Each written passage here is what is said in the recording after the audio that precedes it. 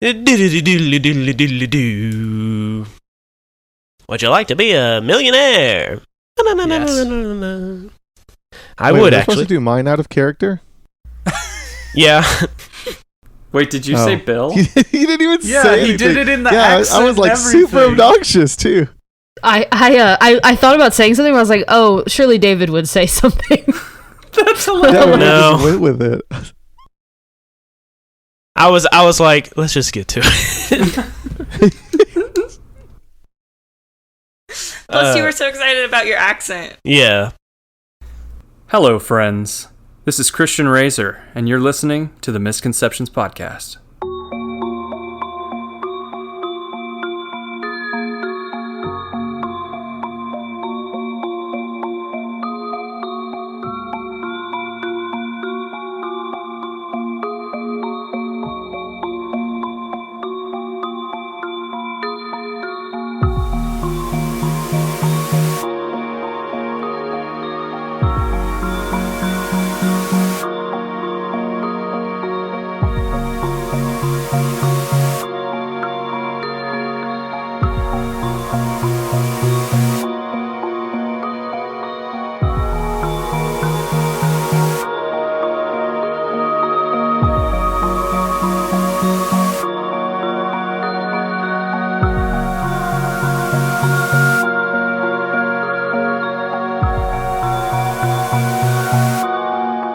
The episode opens up in that alley with the stone well and the trash, and all of a sudden we see mist start to billow up over the edges of the stone well faster and faster, and we hear this rushing wind, and like Old Faithful out at whatever national park it is part of, we see a gust of wind and mist and people shoot out of the stone well and plop like so many raindrops all across the alleyway. Bill, Faye, and Esther, you are returned to your normal bodies. But there are 3 other figures with you who do not look like they once did. Go ahead and describe, how does Evalia, Vartash, and the librarian look in the city? You are human in the city. So would our clothes change? Is that really... Yes, so just like their clothes changed when they went into your world, your clothes have changed, and the style is now, like, what would Evalia look like as a modern-day preteen? She's wearing a shirt that's too big and shorts and scrunchies on her wrist. I don't know. That's a joke. I don't mean that. I was about to say, that doesn't sound like Evalia's style, but okay. She's a Visco girl. No. So she is now wearing blue jeans with rips in the knees, a set of boots, but they're like, they kind of still look like her other boots, except that they're like, they've got zippers on them and stuff, you know. She's wearing a acid wash denim vest over a t-shirt that has some sort of logo on it. I don't know.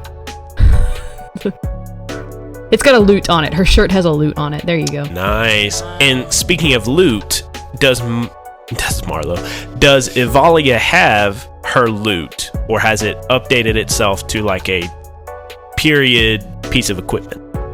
I think it's instead of it being a loot, it's now a mandolin. It's now a mandolin with like update. It's got like frets, and it looks like really just, it's got like regular, like the metal strings and all that stuff. Okay. And then who else is with Evalia? As the camera pans to the side, you see a much shorter boy in a prep school uniform.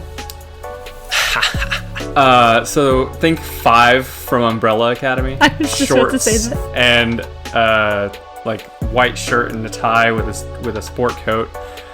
He has like a heavily freckled face, and really squinty little eyes with like copper blonde hair. He kind of like looks down and like, what on earth am I wearing? And kind of pulls a dagger out, but it's not a dagger, it's a butterfly knife. And he kind of looks at it and like, what happened to my... What? And puts it back in his pocket. Yeah. And next to them, who do we see? Dusting himself off and putting on his glasses. Very well dressed, a nice pair of dress shoes, rocking some chinos, and a button-up shirt vest combo in Easter colors, like a pastel green and a light pink shirt, and strawberry blonde hair. As you see, he has a very gangly build. Nice. And as you all pick yourselves up off the pavement and kind of brush yourselves off, some of you looking at yourself as if for the first time because you've never been like this before, the gust of wind cuts off, the mist continues to slowly billow out, and Rickett is not in this alleyway. What happened to Rickett? Who are you? Look at Vartosh and just like... What do you mean? What do you mean? What do I mean? You look like a human. What? Because you probably wouldn't look a lot different. No. As far as features. Yeah. I like look around really like frantically for something to look at myself with. Oh, there is a window like right behind you. Cool. There's always a window in the city. Exactly. So I turn to the window and I see this young, short, like ginger boy. Whoa! And he's like pulling on his cheeks and all kinds of like just disgusted at his appearance. What did you do to me? Staring at the librarian. Wait, who are you? Was that a who are you at me or at the other people in the group? At the librarian, because he turns to wheel towards you and then he realizes, wait, that's not who he was talking to. He kind of just pats you on the head. Oh, it's okay. You know, not every world's the same. It's not okay. Where are my beautiful scales? I hate to say it, but I think you look better with the scales. I know I do. You kind of make an ugly human. Oh boy. We should probably get to the warehouse. Yeah. When we're looking in the alley, are there signs of the altercation from earlier or any of the gremlins? Yeah, so looking around the alleyway, you cannot see visible signs of your scuffle, like your branches or the hammock that you made is gone. The bushes that were at the mouth of the alleyway have burned away. However, as you're looking... But do they, like, are there burned remains? Yeah, probably. Okay. But as you're looking, you see something shuffling in the trash bags nearby. We go check it out. Okay.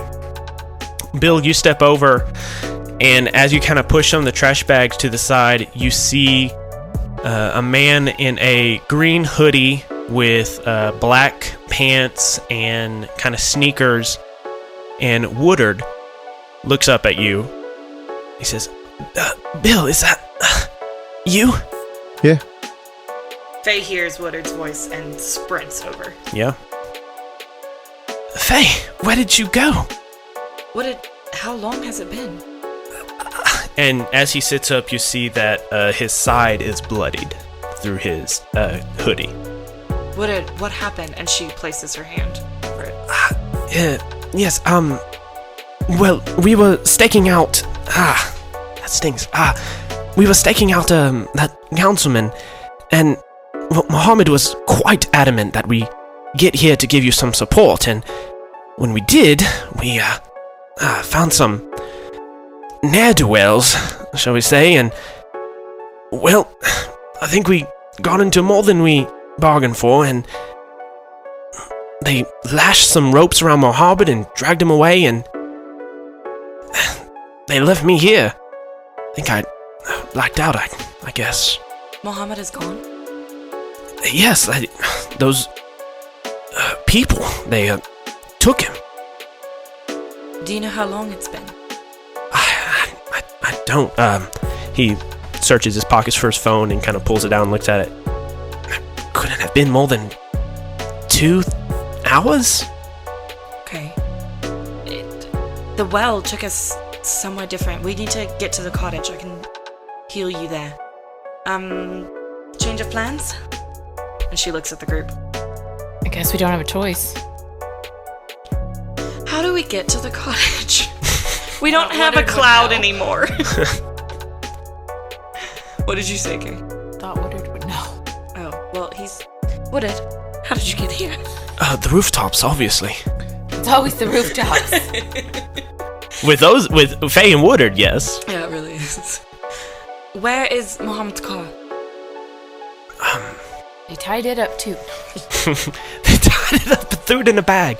I don't know. You tell me. Where is Mohammed's car? Right there. Okay. Yes. At We the pile mouth. in like a clown car. At the mouth of the car, or at the mouth of the alleyway, is Mohammed's car. Even though he said we use the rooftops to get here, there's the car. He used the rooftops. Mohammed drove the car. Mohammed drove. Mohammed Yeah. came on his own later. Yeah. Sure. We'll say it's parked a couple spaces down. I'll go grab it, bring it around to the alley. The keys were in it. Sure. Seems like a good idea in this city to leave your keys in the car. We only have 4 episodes. Sorry. What is this? Some sort of self-driving wagon? Yes. Sure. Okay, everybody get in. Bill and Esther, will you get Woodard? Woodard, come on. All right, come here. What kind of car is this? It's like a clown car for all of us. It is I was about to say, can we all fit in it? No. No. Yeah, it is a beat up Pinto. That's right. Oh God. Okay. I guess we're sitting on laps. Yes, and the floorboards. I put Woodard in the trunk. Faye glares. Where do you want? Where would you like me to put him? Can you not put the injured man in the trunk? I figured he could lay out, but okay. We'll put him in the front seat. Yes. Clearly. Just hold him in your lap. Oh. Okay. Woodard and Bill look at each other, and he's like, "If it's all right with you, I'll just sit in the middle." We can't go anywhere till we find Rickett. He's obviously not here. I'm sure he's fine. And even if he's not, I don't think he made it through. Well, I know that guy's injured, and I'm sure it's pretty dire, and I remember that's your husband, because I remember I saw him shirtless in your phone. But the point to what I'm trying to say is, we leave Rickett behind. He could have fallen into some other world, or he could be someplace else and hurt and scared. well, he's not here, and I don't know how we're supposed to find him. I think we can assume that he's hurt and afraid. I think he's kind of always hurt and afraid. I know that's not helpful, but... She has a point. I kind of like her. For a human. Alright. That's enough out of you. In the trunk, little child.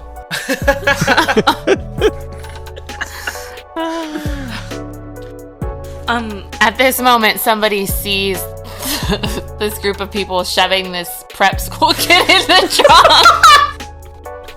trunk. Unhand me!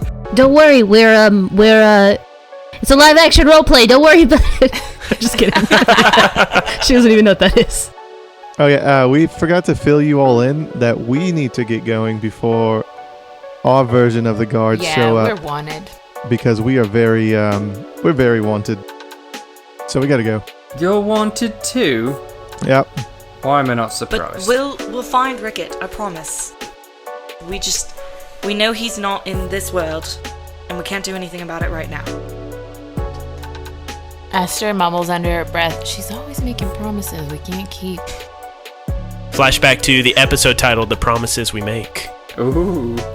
Vortosh whispers to Avalia, "You know, we'll make better time without him anyways." Yeah, but he's just like a little kid. I don't know. I guess we go because we don't know where he is, and I guess nobody's gonna go back through that hole in the well with me to find him. I don't even know if we can go back through there. I look at the librarian. Yeah. I mean, there's only one way to find out on that one. You want to jump on in? No. Faye, wrap a vine around her. I was gonna wait until there was a break. Evolia, I understand your concern. I also have some friends that are young and very scared and afraid, and they also have been left. We will find him, I promise you. Okay, I guess. Do you want to get in this cool wagon thing? It looks kind of dorky, but okay. A belch of noxious smoke There might erupts be out the ice cream. tailpipe. What is this thing? What kind of construct is this? Just get in the trunk. It's called a car. It takes combustible liquids, forces it into a machined metal block, and explodes depending on how many tiny cylinders there are, which gives energy to the wheels and makes us move forward. Really safe. Hop in. Your transportation uses explosions? Yeah, it's great. Alright, that's kind of cool. It's on a small scale with gasoline. And just put it in. Goes. Yeah, I can explain that Okay. simply.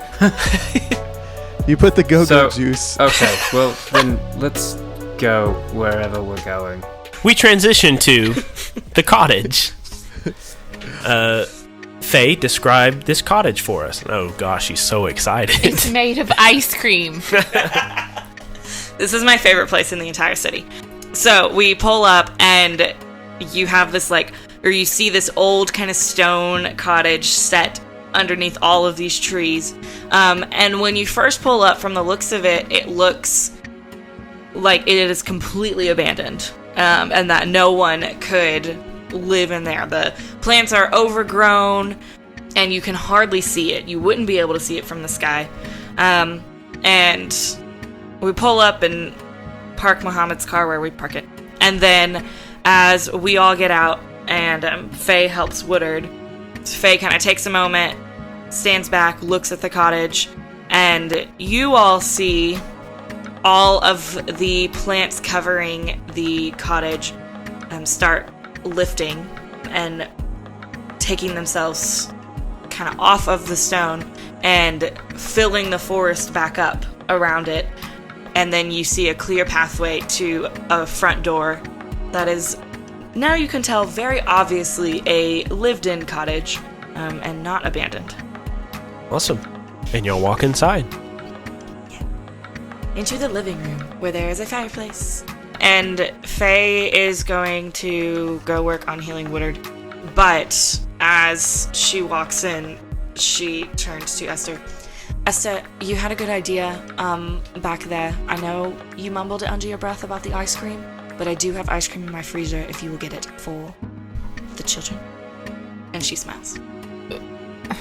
When you say, I'm not serving the ice cream. Please.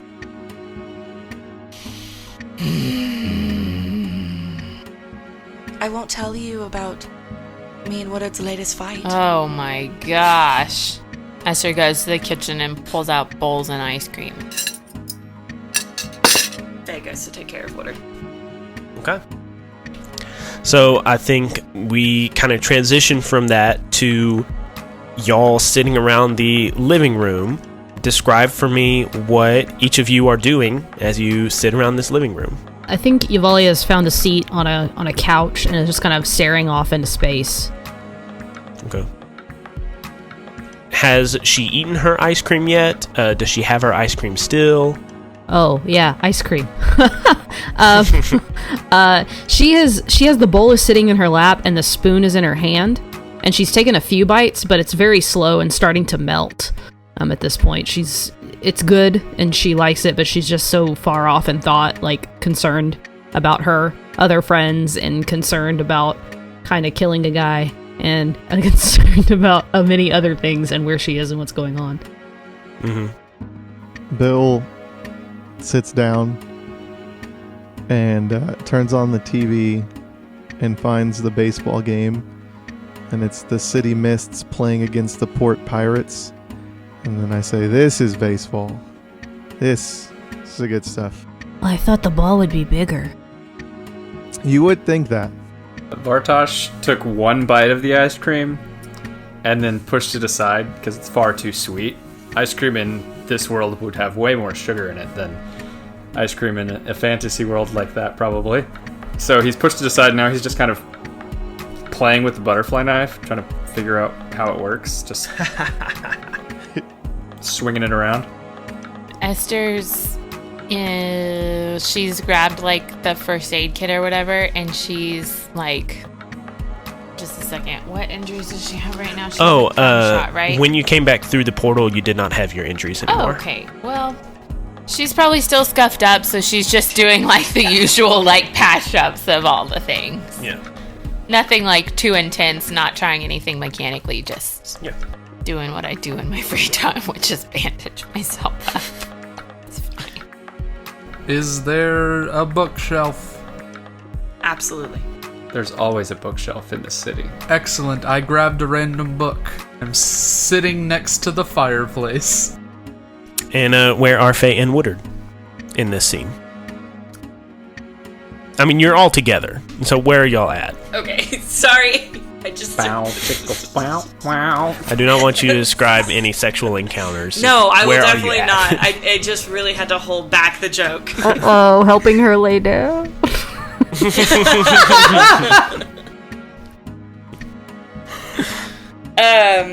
Okay, sure. So, Faye and Woodard walk back in. Woodard's bandaged up. I don't know how badly hurt he was, but Wasn't a whole side of him bleeding? Yeah. Yeah, he was But pretty cut it wasn't up. major. It was just... He was pretty cut. We can say he is shirtless with like bandages around his middle. Could he put his shirt back on though? No. No, he is lounging in all his muscular finesse. It's very sexy. Oh, yeah, so they come back in and just sit down casually on the couch with everybody else. Woodard, can you tell everybody what happened? Yes, well, Mohammed and I are very good friends. We, showed up at the alley to, help out our other friends. And when we did, there were some people with abilities. Do the kids need to be privy to this information, Faye? Yes, I don't think anything scares them, to be honest. We're not going anywhere. Yeah, and honestly, they've already killed a guy, so, I had nothing to do with that. Yeah, can we stop bringing that up? I feel real bad about it. Are these children part of the Rat Pack? No, they're from another, a world that we both may have been aware of a long, long time ago. He points at you. I'd like to hear more about that later. Absolutely. But for this purposes, Yep. yes, there were some people with abilities that accosted my friend and I. They seemed intent on taking my friend and, well, bloodied my side with flaming swords and chomped down on my other side pretty hard with a very strong bite and wrapped my friend up before he could transform into a giant bear and left me there while they stole him away in their own beat-up, mismatched car. You had to throw in the giant bear. He is a giant bear sometimes when he wants to be, yes. Yes, I know, but This one used to be a lizard. Don't remind me. So, what are we doing? Are we gonna take out the beholder? What's happening? Yeah. Which way did they go in the beat up, mismatched car? So they didn't pull him into a portal. It was a car thing. Yes, it was a car, mismatched parts and pieces and doors. Looked very beat up. Yes, they threw him in the boot and then they drove off. The boot? How did they fit a man in a boot? It's what they call the thing you rode in to get here. What? Didn't you ride in the trunk? I thought the librarian put you in the trunk. What? Okay. Yes, Carrie. I'm feeling a little lost at the moment, so give me a second here. Didn't we see a mismatched car? Where was that? It was at the mouth of the alley. This? Yeah, it was at the mouth of the alley. When we came back or when we left? When you left. So those things outside of the well were not from inside the well? Maybe they met with people who were here, who picked them up. So the small things got sucked into the well with you guys, and the bigger ones did not. The big ones took him to the car, the clown car, because they had big shoes. Yeah. And, remember Bill overheard, I didn't know about the car. Thank you for bringing that up. Bill overheard them saying that they were gonna meet up with the big guy or whatever. That we didn't hear that. Oh, we didn't. Did I hear that? You did. Oh, yeah. That was right before you got blasted by air into the air. So much has happened. Yes. Yeah, sure. So Bill tells you that when he was spying on those people in the alleyway, they were talking about meeting up with somebody. And the little short people that you now all know were grungs were coming through the portal to meet with these people that stole Mohammed. So when they took Mohammed, did they say anything? Did they give any indication of why they were taking him or where they were taking him or anything like that? I don't know, Esther. I was a little preoccupied with the sword wounds in my side. And the loss of blood. Lightweight. Sorry, come again. I'd rather not. All right, does Muhammad have his cell phone on him? Did he have his cell phone on him? Oh, that's a good idea. Do you have a comms with him? No, we do not have a comms, but... Does he share his location with you? Yes, he wanted... Yes, it's a long thing. He finally got me to do it. Anyways, yes. Long story short, I do have Muhammad's location on my phone. It seems like a good place to start. Yes, well, the GM thought you would do a little more investigating, so he didn't bring it up at first. We were investigating by asking these questions. True. Look, I'm sorry. I know your friend is important to you. We've also got friends that are important to us. Well, at least to me, maybe not to him, but they are to me. And on top of that, we've just been looking for our lost dads. We've been pulled into this big mystery. I'm not really here for it. I am just trying to find my father. And all of this is some sort of weird quest that I didn't want to go on. So can we take care of what the situation is? Where do we go? What do we do? You're the grown-ups. You should know. Well, we were actually just getting to that. She obviously hasn't been around grown-ups very much. One day you'll understand. You'll understand that we understand nothing. Grown-ups know nothing. There's your lesson, kids. So, can we look at the phone? You can.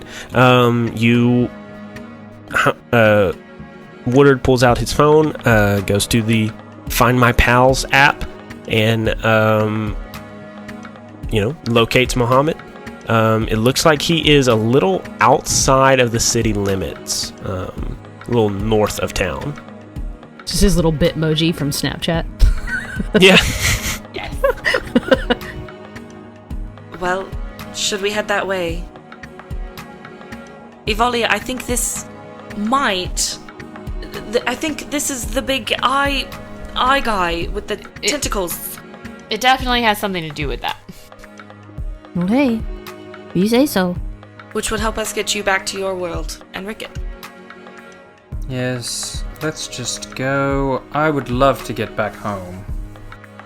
Faye looks at their melted ice cream bowls sadly. Before leaving. What time of day is it? It is still evening. It's still It's later in the evening now. It's probably like midnight. Yes, our favorite time. Yes. Everything happens in the night. Are we packing back into the car? Well, I think for simplicity's sake, if no one else has any scenes they want to play out at the cottage, We show up at the place with the car. I think we transition to Mohammed's location just right outside of city limits. North of town is an abandoned carnival. It has been here for... It's freaking clowns. Yeah, I didn't want to believe you when you said that. Oh, he made a point to tell us about big shoes. I know. Clowns and grungs. This is the weirdest team up ever. Yes. Finally. Is this Freddy's? Ha!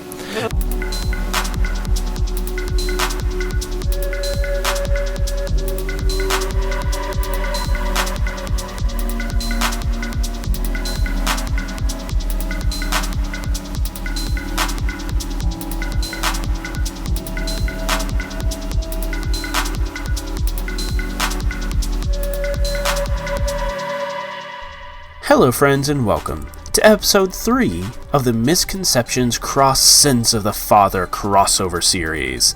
I'm your host, David White, and welcome to the third of 4 episodes in this crossover series. This will be the last episode that releases on the Misconceptions feed, and the 4th and final episode of this crossover series will drop on the Sins of the Father feed. I hope that you have enjoyed listening to this crossover series. Jackson and I had a lot of fun planning it out, as much as planning as we did. We just got together and brainstormed a little bit. Let's get to some show notes really quick. As you know, we are trying to get to $500 a month on our Patreon. At this level, we are going to be able to pay Marlo and Tessa and myself for the episodes that we edit. Our editors put in a ton of work to make sure these episodes are ready to go every 2 weeks that they come out.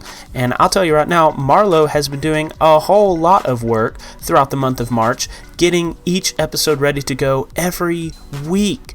Marlo deserves to be paid for her hard work. So please help us reach the $500 a month goal. If you like this show and you want to support us monetarily, please click the link below and give any amount that you can. And throughout the month of March, don't forget that we are running a pre-order on a poster that was designed by Arthur Tien, the legendary artist from Monster Prom. A great game with some great art, and Arthur Tien did the art of all of the Misconceptions crew and all of the Sins of the Father kids, along with Mohammed and Woodard and the librarian and a baddie in the background to commemorate this crossover episode.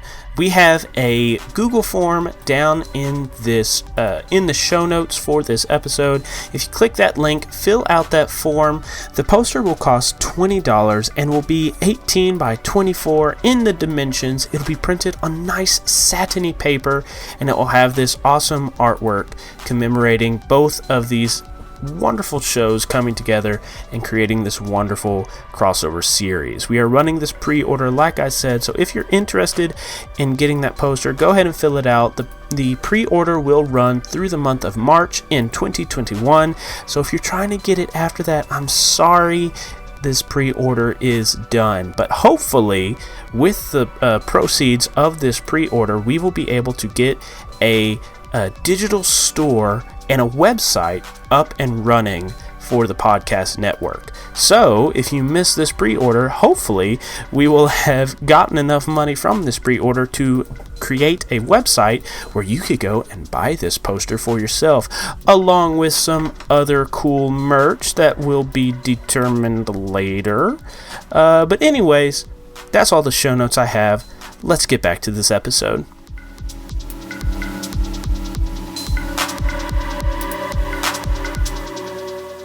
Yeah, so you transition to this old abandoned carnival. It has been here for years. It has always been abandoned. At least that is what the mist wants you to think. But you show up and you see in the silhouette of the moonlight, you see the curving slopes of long abandoned roller coasters. You see a Ferris wheel with some of the spokes missing. You see a huge fun house with a huge ceramic clown head, but like some of the teeth are missing. Can I ask a question that may be irrelevant, but I want to clarify what I heard? Ask any questions. You said, did you say it's been here for years, or did you say it's been here for years? I'm saying not the number 4. Okay. It's been here for years. And you said it's been abandoned the entire time? Yes, as long as you have known about this carnival, Okay. it has been abandoned. So I don't have any childhood memories here or anything. Do you want to? I mean, maybe at some point my father brought me here when I was very, very little before he started training me up. So as Esther walks up to this, these abandoned carnival grounds, does she remember a time when they weren't abandoned? I think so. I think she like being around the kids and then coming back to this place. She's already been to the library, yes. To the library in the city. Yep. So all of those emotions and then like stepping foot back on these grounds, she flashes back to like, oh, there was a time very briefly when I remember being a child. And she just gets kind of like flashes of like they got cotton candy and they stood in line for the Ferris wheel and he played that game where you like hit the hammer and won a prize. Just like brief flashes, and she just kind of stops and like takes it in for a minute, and then she just shakes it off because she's still angry. It doesn't. She's like, definitely. Like in her head, she's like, that doesn't change how I feel about him. Yeah. It's almost like Esther is grappling with her own sins of her own father. Bill, do you have any memories of this carnival? No. I'm just kidding. I'm sorry. So sorry. Yeah. So I guess like carnival music starts to play. Like real life? No, in the memory. And then like you see all the things you described. So like the ceramic clown head missing teeth now has teeth, and it's like instead of the faded chipping paint, it's like a bright white and the colorful hair and stuff. And you see the what is that thing called where it's got like horses going up and down? Carousel. The carousel is just spinning around, and like my wife's like on it with Billy, and he's just. So like those are kind of memories are popping up for me, but then the memories kind of quickly fade as we're faced with the reality of this kind of dark, forsaken place, and I don't even know that I know why it closed down. Right? Yeah. Yeah, definitely. I just know that we stopped coming at some point. Does Faye have any memories of the carnival? I don't think so. Just because Faye's childhood, other than her realizing at a young age who she was, is kind of unclear. Yeah. So. Yeah. As like Maid Marian, like, and also you're tied to the forest, was like, not to get too deep in the lore of Misconceptions in this crossover episode, but was Faye ever a child? Right. Has she always been eternally this? Like, yeah. connected to nature and connected to the Fae, kind of. Yeah, Faye's Yeah. not 100% sure how she ever ended up in the city. Yeah. She just... You just is, yeah. Y'all arrive at the fairgrounds, abandoned, spooky, silhouetted by the moonlight. And I think as y'all are walking up, you see that miscolored, beat-up car just kind of pulled up into some bushes by the ticket booth. All right. This is a pretty big place. I think we should probably split up to cover more ground, and then each person should split off. Make sure we have a communicator with each person. So I'll take the lizard man.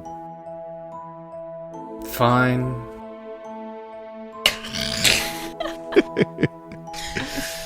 That sounds like a great idea. Librarian, do you have a name? Oh, that's a story for another time. Great! I can't wait to hear it. I love hearing stories. I guess that leaves us, Avalia. Yeah, let's get it done. Okay. I know. My heart and Avalia right now. So these three groups break off and head off into the carnival. Which group do we go to first? Same order. Okay. All right. So I'm gonna say we went. If we're facing the carnival grounds, I'm gonna say we just walked off to the right. Where was the car? Sorry, I probably should have asked that first. The car was parked right at the entrance of the fairgrounds, right next to the ticket booth. So, like, you would all have to have walked through the gate by the car to go into the carnival to split up. Okay. Did Woodard come with us, and which group is he with, or did he go off on his own? Woodard was too injured and stayed in the cottage. Gotcha. One less NPC. So we have a very separate marriage for the ease of the game. Okay. Yes. That's fair. So yeah. So we went off to the right, and I'm just gonna say, all right, Vartash, right? Vartosh. Okay, Vartush. Please keep your eyes peeled. You probably already know that because you seem to know a lot of things, but I don't want to end up missing an arm or anything. So try to keep your eyes peeled. If you have any useful information, keep it to yourself. Just kidding. I'm just trying to be a jerk to the jerk. Gotcha. It's not working out too well. Gotcha. No, if you could think of anything useful, let me know. Yes, I'm very perceptive. I'll keep an eye out for things. What use are you? You say, what use are you? Yeah. Is that a question or a statement? I don't know. It's a question. Okay. Well, I guess I can, I used to be more useful, I feel. I had different powers, but now I'm figuring out some new ones. New ones that have to do with controlling my emotions, which is never very fun. What can you do? I'm very good at being unseen, and I stab things. And of course there's the acid breath as well. That could come in handy. If I can even do it anymore. Yeah, can you still do that? I summon the same kind of feeling that I did before and try to spit out some acid. You spit out some acid. Okay. Oh, Ooh. okay. Well, at least there's still that. Well, that should come in handy. Indeed. Bill and Vartash, would you say that you shared an important, tender, or emotional moment together? No, but I don't think that they would have. Okay, that is fair. Yeah, so y'all are walking through, you have this little moment, or the lack thereof, and I think as you're kind of scanning to see like what's going on in this carnival, you see a figure up ahead, standing in your route. You see that, right? Yes, I do. And Vartosh immediately drops and ducks to the side, as like wherever he can find something to cover behind. And Bill kind of stalks towards the figure. Okay. I think as you both kind of start sneaking up on this figure, and they dart off. In fact, there is a huge... You are walking like through the middle of the carnival, and there is a huge big top tent with the striped red and white banners. There are some holes in the banners, kind of moth-eaten and rain-stained, but this figure ducks into there. Do you think we should follow? I mean, yeah, let me tell people what's going on real quick. How? We have invisible communication devices. Well, they're not invisible. Look, it's right here. And I just point it like this little thing inside of my ear. Oh, like a sending stone? Yeah, it's... yeah, we'll say yeah. Alright, 1 second. Say, hey, Esther and Faye, just letting you know, we're heading into the big tent. If you hear something, come. Copy. And I think we cut from that to Bill and Vartash sneaking towards the tent. I think we transition to another pair. Faye and the librarian. You said they went down the middle? I thought they went right, but they went middle. Oh, okay. Then they went right. Okay. We go another way. Okay. Just to make it easier. Yes. I mean, we could go over there, but, you know, this looks less traveled. Let's go over there. Precisely. So, as we're walking and talking, I suppose. So, you're a librarian? Oh, yeah, that's what, most people call me. So most people call you that. What do you call yourself? Well, you know, not to give away too much there about myself, but, I've gone by a number of names. You've probably heard of one of them. It's Merlin. Excuse me? What? What do you mean, what? No, I'm gonna step back. Yes. David just had a visceral reaction to this reveal. Yes. Uh-huh. I mean, I've dropped little hints. He knew the city when you showed him a picture. He knew what a car was. Marlo is still, doing the, fast blink. Okay. Oh, sure, yes.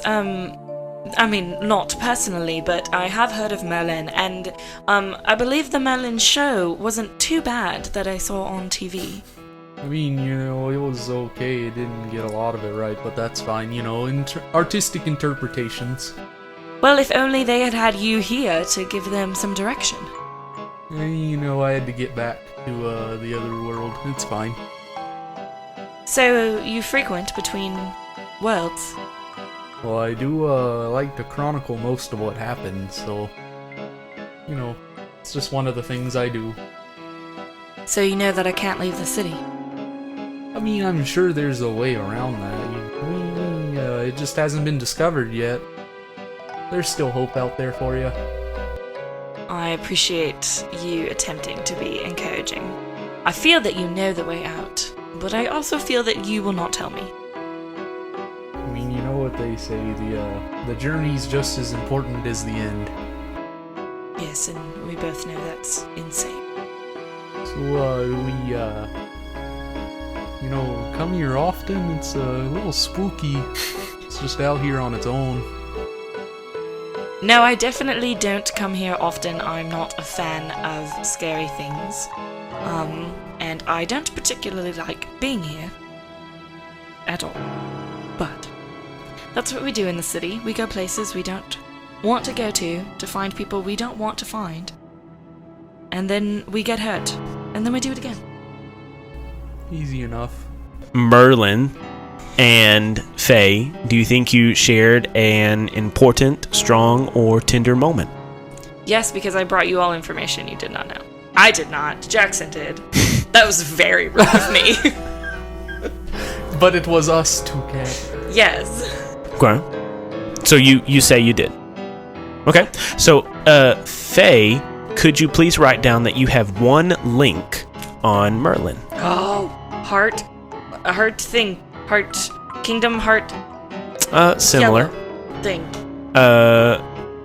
Merlin, what about you? I guess so. All right. You know, it's kind of nice when people take an interest in me versus the other way around. Yeah. Okay. So it's nice to have the attention on you rather than you paying attention to other people. Okay. So go ahead, Merlin, write down you have one link with Faye. Can I say one more thing? Yep. So, Merlin, is that something that needs to stay between the two of us? That's kind of up to you. Understood. All right. And I think as y'all wrap up that conversation, you look ahead and you see a figure standing in your route. Are they? Yeah, like what kind of figure we talking about here? Dark and silhouetted by the moon. I see. Faye starts walking slower and like gently putting her feet. I imagine they're like either pebbles or kind of like gravel. Oh yeah. So it's like packed earth. Okay. So she's like trying to step very gingerly, but get close enough to see. Okay. Merlin, what are you doing? Yeah, I guess I would like to figure out who it is that's standing over there. Okay. You start kind of creeping up on this figure, and this figure senses your presence and darts off towards the middle of the fairgrounds to a big top tent. And about that time, Faye, your communicator beeps, and you hear Bill saying, "We're going towards the tent." Do you reply? Copy. So are we. Okay. And I think we transition from them to our final coupling, Esther and Evalia. So, one of them went right, one of them went left, or one of them went straight and right? Yes. I think that, yeah, because Faye didn't specify which direction, right? Right. She just went a different direction. So that's why I was trying to figure out what direction to say. I would say, like, probably just walk down the main thoroughfare of, like, carnivals, and what I'm seeing, you know, is, like, booths and stuff rotting and, like, screwed up and, like, little rides here and there. Yeah. And, is that accurate? I don't want to misdescribe it, dude. Oh, no, yeah, it is. So as they start this trek down, Evalia looks over at Esther and says, "Is this place supposed to be fun?" It definitely used to be a long time ago. Did you ever come here when it was? Yeah, I did. With someone who's a stranger to me now. Oh, sorry to hear that. As we walk by, can there be a booth that has like a little pile of baseballs, and you can like throw them at like the milk? Yeah, definitely. So I go over, I see that and look, Oh, look, baseballs. and I go and grab one and chunk it at the bottles. That was a good throw. Thanks. Have you ever played this game before? I vaguely remember playing it. And can we please have, like, a ghostly visage of little Esther and little Morty, like Morty with his hands on Esther's shoulder as she is throwing a spectral ball at spectral bottles? As she's saying, I vaguely remember it. Mm-hmm. Yeah. I feel like,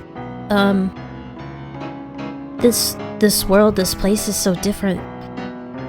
I've never seen a carnival like this or anything. And even if I had, even if one moved near my area, I never went. What kinds of things did you do? I don't remember ever doing much. Not anything fun anyway. The last few years I've been working a lot. My family, well, my dad travels. He's a bard and that's what they do. But he always left us. And it made my mom sad. And I had to work. Well, he was gone. 'Cause I'm the oldest. And I just kind of made me think, like, this probably would have been a place he would like, I think. But then again, you know, you talked about, like, a stranger? Maybe I don't really know him at all. That's the scary part. All of our dads left. They left on the same ship. And none of us know why or where they went, or why they were going there. And I just want my dad back.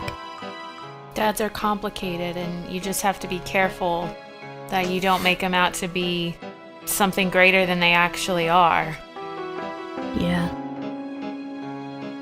I realized recently that my dad made a lot of mistakes. And the inn that I work at, it's not exactly the safest place, you know? Lots of travelers come through, and I just can't imagine if I had a kid like me that I would send him to someplace like that to work. And why would I leave my family if I had one? Why even have a family if you're not gonna stay with them? And then you just leave and don't tell anyone where you're going and you don't ever come back? I gotta find my dad because I have a bone to pick with him. I get that. I grew up in a bar.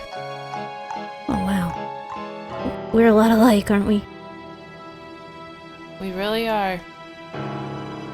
Is your dad around? Still? No, he's not. Can't even pick my bones with him.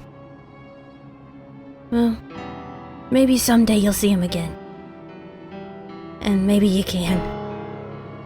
Maybe so. Esther smiles down at her. Valia gives her a grin and throws another baseball. And I think as the baseball hits these bottles and sends them clattering to the ground, We officially draw attention to ourselves. yeah, no, you look and you see, like, behind the booth, there were, like, all these plushed animals, and you see one of the faces blinks. Negative, Ghost Rider. When you say it blink, like the eyes blink, or like it flash it, like... No, the eyes blink. Is it a Furby? It is not a Furby, although if I wanted to freak you out, I would make it a Furby. I was just talking about that this week with somebody. No, it is a very frog-like face that blinks. Is a what? A frog-like face that blinks. Oh, that's not good. I'm gonna fling a baseball at it. Excellent. I approve this message. You know what? Why don't you go toe-to-toe against this frog face? Okay. So take 2d6, and do you have anything you could add to this roll? Protective?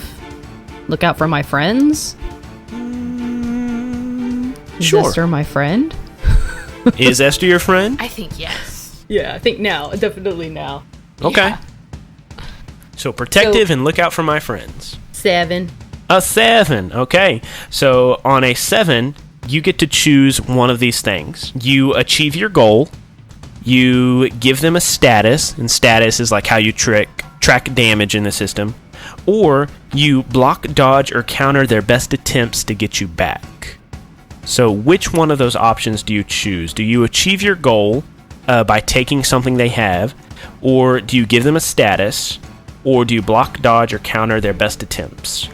I think they haven't, since they haven't attacked or anything yet. I think it's gonna do as intended, just to hit it, right? Okay. Avalia chunks this, and it hits this grung right in the forehead, and it lets out a croak. And then it, like, tumbles down to the ground with, like, if this was an anime, it would have, like, little circles in its eyes. And as the grung falls on the ground, you look up and you see a figure standing not too far away, silhouetted by the moonlight. What do we do? Esther pulls out her gun and kind of like pushes Avalia behind her. Okay.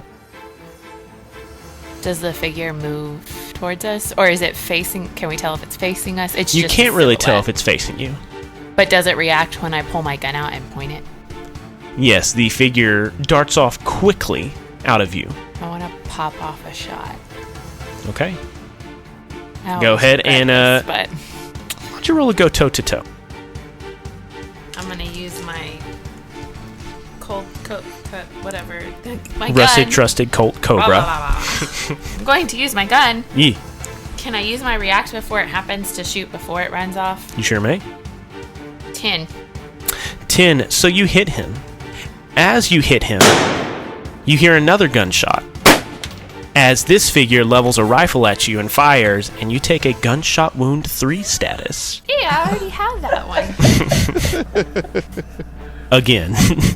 Okay. Now, Missing that. So. what are you hitting him with? You have a 10 plus, so you get to choose 2.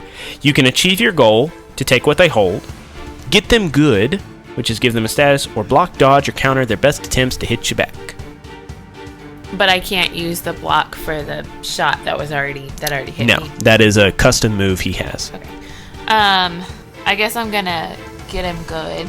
Okay, so you're going to give him a status of Gunshot wound. 2? Did you have 2? Okay. Yeah. And you have one more option. If you want to achieve your goal, and your goal was like stop him from running, you could choose achieve your goal. Well, okay. Yeah.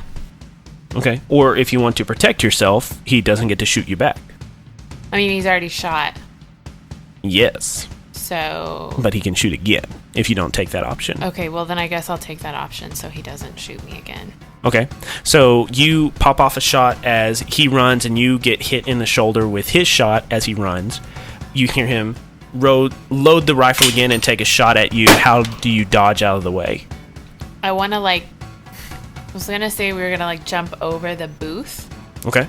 but the demon frog is back there, so... He is brained with the baseball. He's not getting back up. Okay.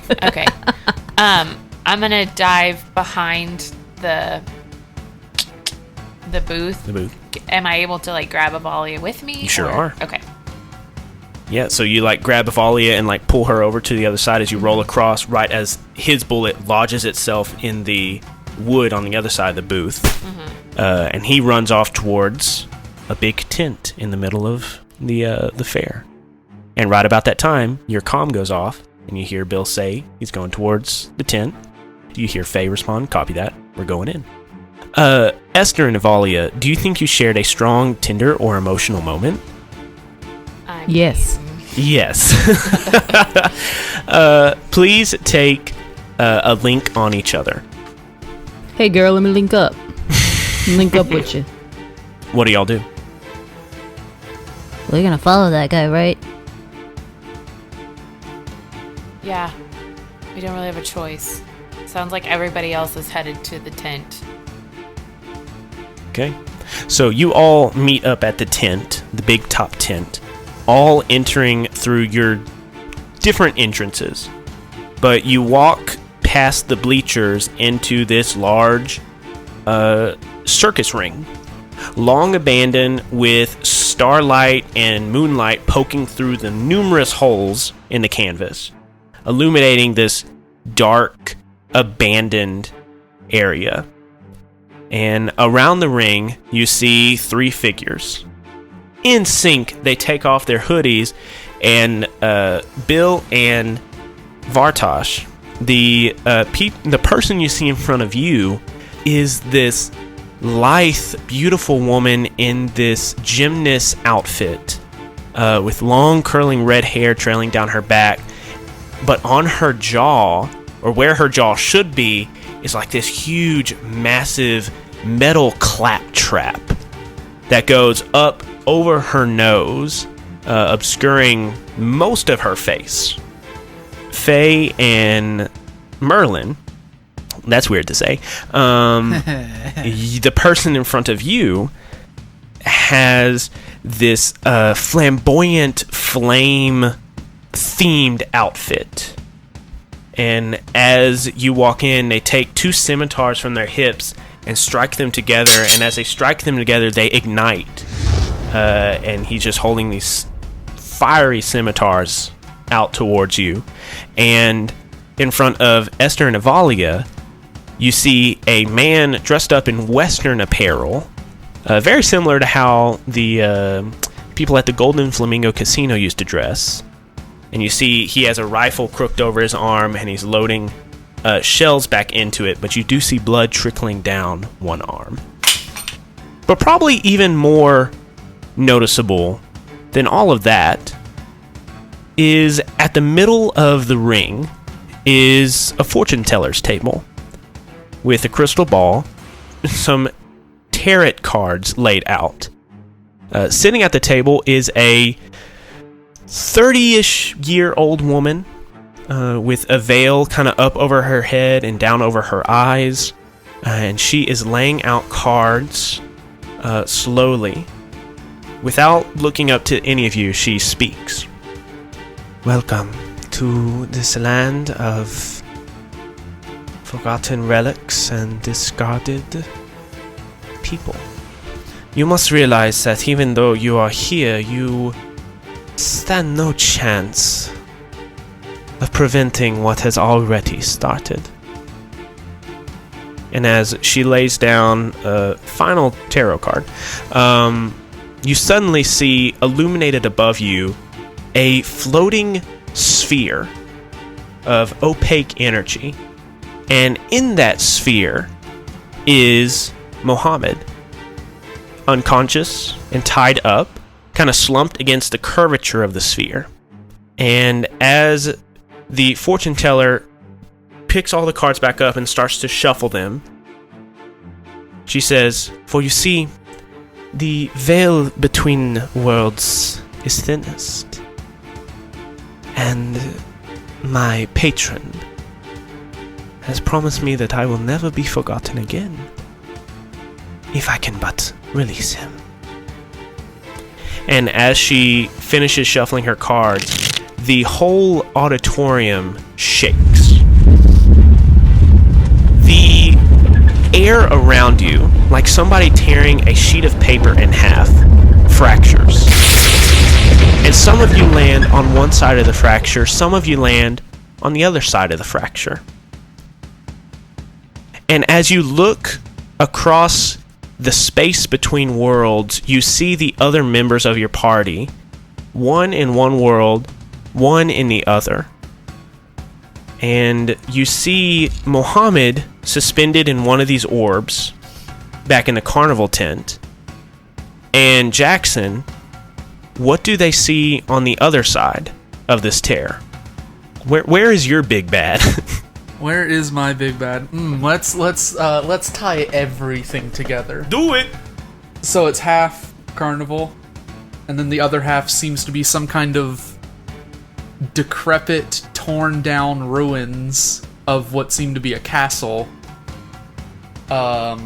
In the sky itself are shades of purple and pink and pastel as you see a circle of chanting hooded figures about child size performing a ritual as you watch as Ricket's unconscious body floats up into the air and is then encompassed in a similar sphere of energy. And there's energy coming off of these spheres that goes into the veil between worlds like disconnected eye stalks that flow back into the veil and connect to a head without a body, with a singular eye and a mouth full of grinning teeth. And as one eye looks to one side of the rift and views you, and looks at the other side of the rift and views you there, his other eye stalks moving back and forth with not pupils in the eye stalks, but people from other realities. And as he regards his eye stalks in these numerous multitude of realities, he lets out a laugh that is drowned out behind the fabric of realities. And you know that this is a point where you have to do something. End of episode. Boom. Whew. This is so cool. Thanks for listening to this week's episode of the Misconceptions Cross Sins of the Father crossover episode. We will be back with our next and final episode of this crossover series on March 22nd over on the Sins of the Father feed. If you have social media, we do have a Facebook and a Twitter if you would like to follow us on those. We also have an email, mistconceptionspod@gmail.com, if you would like to contact us that way. We also have a Discord where we chat with fans of the show, and we would love it if you would join our Discord and chat with us. There is a link to our Discord in the show notes below. This show is made possible by the generous monthly donations of our patrons on Patreon. If you would like to join that elite group of backers and help us out monetarily, please click the link below. City of Mist is an RPG created by Son of Oak. You can find more of their products at sonofoak.com. The Mistconceptions theme music was composed by Aaron Wharton. You can find more of his music at aaronwharton.net. Mistconceptions is a product of the Mistconceptions Podcast Network. That's it for this week. Jackson will see you on the Sins of the Father feed for the 4th and final episode of this crossover series. I hope that you have a good one, and keep it nerdy, y'all.